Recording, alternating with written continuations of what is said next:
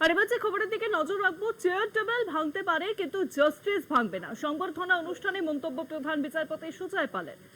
হাইকোর্টের জলপাইগুড়ি সার্কিট বেঞ্চের আজ সংবর্ধনা অনুষ্ঠান এবং সেখানেই দেখা গেল যে জলপাইগুড়ি সার্কিট বেঞ্চে শুরু হয়েছে আজ থেকে বিচার প্রক্রিয়া।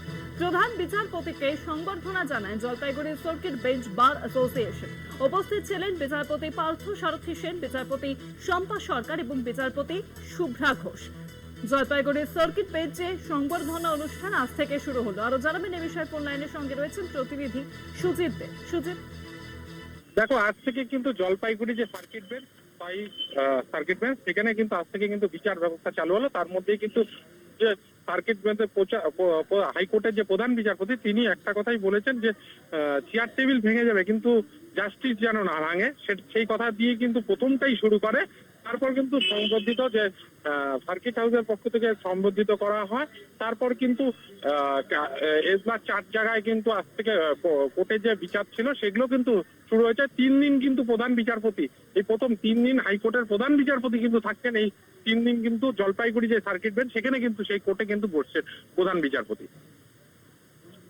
এছাড়া কিন্তু আরেকটা জিনিস বলছে যে সাধারণ যে পাবলিক যে মানুষ যে আছে, সাধারণ মানুষ কিন্তু কলকাতা হাইকোর্টে কিন্তু বিচারের জন্য যেতে হয়। যেরকম আজ দেখা গেছে যে আলিপুরদুয়ার থেকে দীর্ঘদিন থেকে কিন্তু তিনি কিন্তু কলকাতায় দৌড়চ্ছিল।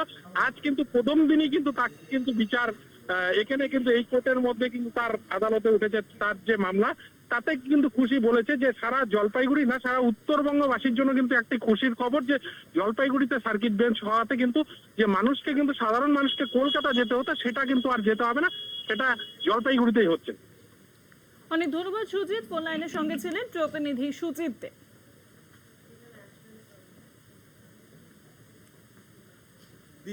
আজকে যেটা সবচেয়ে গুরুত্বপূর্ণ ব্যাপার সেটা হলো যে চিফ জাস্টিস সহ 3 জন জাস্টিস আজকে এখানে শুরু করলেন।